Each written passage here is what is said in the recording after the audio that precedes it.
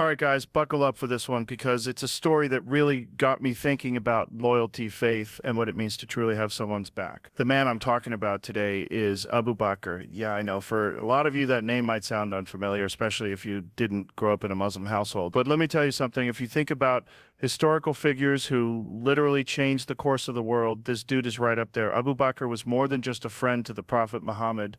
Peace be upon him. He was like the ultimate brother in arms. You know, when people say, I'd take a bullet for my best friend, Abu Bakr lived that. Not in a metaphorical way, literally. This guy risked everything, his life, his wealth, his status, just to support what he believed was true. And that's what fascinated me. In a world where everyone's trying to be safe and comfortable, imagine being the guy who says, I'm all in, when the whole world is against you. That's Abu Bakr. So let's rewind and start at the beginning. Because to understand this guy, you got to know where he came from. Early life of Abu Bakr. R.A. Abu Bakr's real name was Abdullah ibn Abi Quhafa, but everyone called him Abu Bakr. And get this, he was born in Mecca around the year 57 CE, which means he was about 2 years younger than the Prophet Muhammad, peace be upon him. So they were pretty much from the same generation. Now, what's interesting about him is that even before Islam came along, Abu Bakr had a solid reputation. The guy was known for his honesty and integrity. Like if you had a problem or needed advice, you'd go to Abu Bakr. He was that dude. And he wasn't poor either. He was a successful merchant.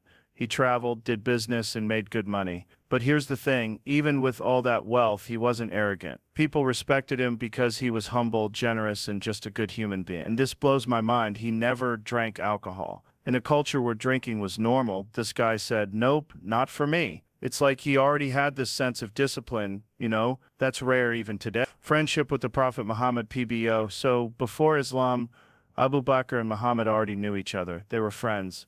And from what I've read, they were really close. Imagine growing up together in a tight-knit community, seeing each other almost every day, sharing stories, doing business. That's the level of trust they had. So fast forward a bit. When Muhammad, peace be upon him, gets the first revelation and becomes a prophet, guess who's the first adult man to believe him? Abu Bakr. No hesitation, no let me think about it, just pure trust and conviction. That part really got me, man. Because think about it, if your best friend came to you one day and said, hey, God spoke to me and I'm a prophet now, what would you do? Most of us would be like, bro, are you okay? Do you need a doctor? But Abu Bakr, he didn't question it. He just said, I believe you. That level of loyalty is insane. And it wasn't blind loyalty either. It was trust based on decades of knowing Muhammad's character. He knew this man wasn't a liar. He knew he was honest, compassionate, and truthful. So if Muhammad said something like that, Abu Bakr believed, and that decision changed everything. Like some of the biggest names, Uthman ibn Affan, Talha ibn Ubaidullah, Zubair ibn al-Awwam, all these guys became Muslim because Abu Bakr reached out to them. That's huge, man. It's like being the first investor in a startup that changes the world. Except this wasn't about money, it was about faith. And Abu Bakr put everything on the line. And when I say everything, I mean everything. His wealth, his status, even his safety. Because the second people found out he was with Muhammad, things got dangerous. The Quraysh, that's the powerful tribe in Mecca, they weren't having it. They started threatening, bullying, and even beating people who accepted Islam. Abu Bakr got attacked too. There's this story, and it's brutal, where they beat him so badly his face was unrecognizable. And guess what? Even then, when he woke up from being unconscious, the first thing he asked was, how's Muhammad? Is he okay? Like what? Most people would be like, take me to a hospital. This guy, he's like, forget me, is my friend all right? That's next level loyalty. Sacrifices in the early days. And it didn't stop there. Abu Bakr had money and he used it to free slaves who were being tortured for being Muslim. There was this guy, Bilal, you've probably heard the name, who was being tortured by his master for accepting Islam. Abu Bakr just steps in and says, how much? I'll buy him and set him free. Over and over, he did that for multiple people. So think about that. Most of us would hold on to our wealth when times are tough. Abu Bakr just gave it all away because he believed in this mission. That's rare, man. That's commitment on a level that's hard to comprehend. Joe's reflection, and here's what I think about when I hear all this. We live in a time where loyalty is like a hashtag. People say they're loyal, but when things get rough, they bounce. Abu Bakr was the definition of loyal. When the whole world was against his friend, he stood firm, and not just with words, with action, with money, with his life.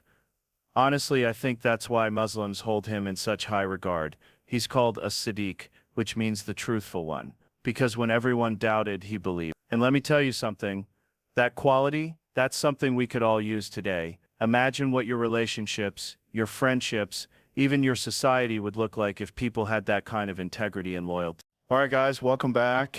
If you've been following along, you know we've been diving into this insane story about Abu Bakr, the guy who was basically the ultimate protector and supporter of the Prophet Muhammad, peace be upon him. In part one, we talked about his early life, how he was the first man to accept Islam, and how he gave up everything, his wealth, his safety, his reputation, just to stand by what he believed in. Now, in part two, we're going deeper because the stuff that happens next is like straight out of a movie, assassins, hunting them, desert escapes, leadership challenges, and Abu Bakr becoming the first caliph after the Prophet passes away. This is the part where his story goes from amazing to legendary. So let's get into it. The plot to kill the Prophet in the Great Escape. Here's the situation. The Quraysh, the ruling tribe in Mecca, are losing their minds because more and more people are converting to Islam. They see it as a threat to their power, so they come up with this brutal plan. They're going to assassinate the Prophet Muhammad, not arrest him, not exile him, kill him. And when the Prophet gets word of this, guess who he trusts to make this dangerous escape with him? Abu Bakr. Man, think about that for a sec. The stakes couldn't be higher. This isn't like sneaking out of a bad party. This is life or death. And the Prophet chooses Abu Bakr to go with him. That says everything about their bond. So they leave Mecca in the middle of the night. And they can't just run. The Quraysh send out bounty hunters. Like whoever brings back Muhammad dead or alive gets a massive reward. So now you've got armed men searching every corner of the desert. At one point they hide in a cave called Thar Cave. And this is wild. The Quraysh trackers literally come up to the entrance of the cave. Abu Bakr can see their feet. If they just look down, it's over. And in that moment, Abu Bakr whispers to the Prophet, basically like, if they look, they'll find us. And the Prophet says something legendary, don't worry, God is with us. And you know what? They don't look, they walk away. Imagine the adrenaline of that moment. You're hiding in a cave, assassins right outside, and you just stay calm because your faith is unshakable. That's next level, man. Migration to Medina, Hijra. So after that close call, they make this crazy journey to Medina, and this isn't like taking a road trip. It's a harsh desert, no GPS, no convenience stores, just heat and danger everywhere. And here's what I love. Abu Bakr isn't just tagging along, he's protecting the Prophet the whole time. When they're riding, he keeps moving positions, sometimes in front, sometimes behind, because he's thinking if someone tries to attack, I'll take the hit.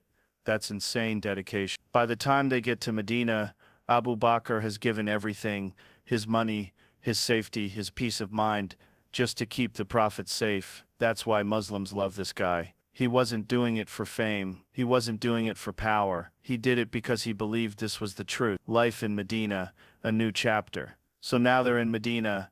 Islam is growing.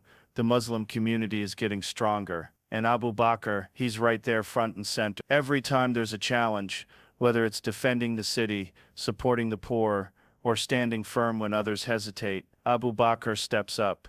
There's this famous moment when the Prophet asks people to donate for a cause, and Abu Bakr literally brings everything he owned. Like imagine emptying your bank account for something you believe in. That's what he did. And when the Prophet asked him, what did you leave for your family?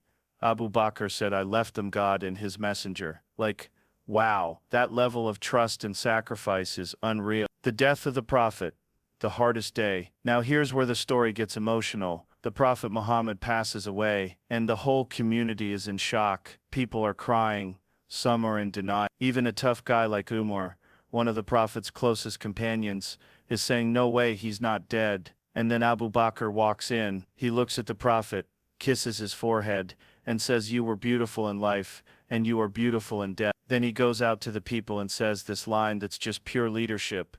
Whoever worshipped Muhammad know that Muhammad has died. But whoever worships God, know that God is alive and never dies. Dude, that's powerful.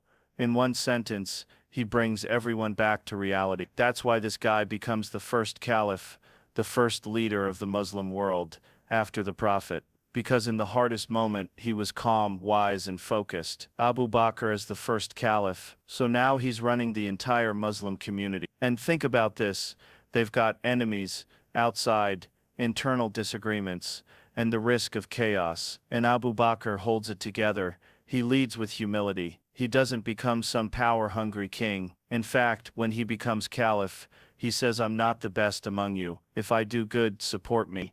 If I do wrong, correct me. That's leadership, man. No ego, just service. And under his leadership, the Muslim world stays united. The teachings of Islam are preserved, and the foundation is laid for everything that comes after. Abu Bakr's legacy and why it matters today. Abu Bakr only ruled for about 2 years before he passed away. But those 2 years were huge. He stabilized a community that could have fallen apart. He showed what real leadership looks like, humility, integrity, and courage. And his personal example, dude, it's timeless. We live in a world obsessed with power and money. Abu Bakr had both, and he gave it all up for what he believed was right. That's why Muslims still honor him as one of the greatest humans to ever live. For me, the biggest takeaway is this: true loyalty and leadership aren't about words, they're about action. And Abu Bakr proved it when it mattered most. Joe's closing thoughts. So yeah, that's Abu Bakr, the guy who stood by the Prophet when everyone else turned away. The guy who risked his life to protect a friend.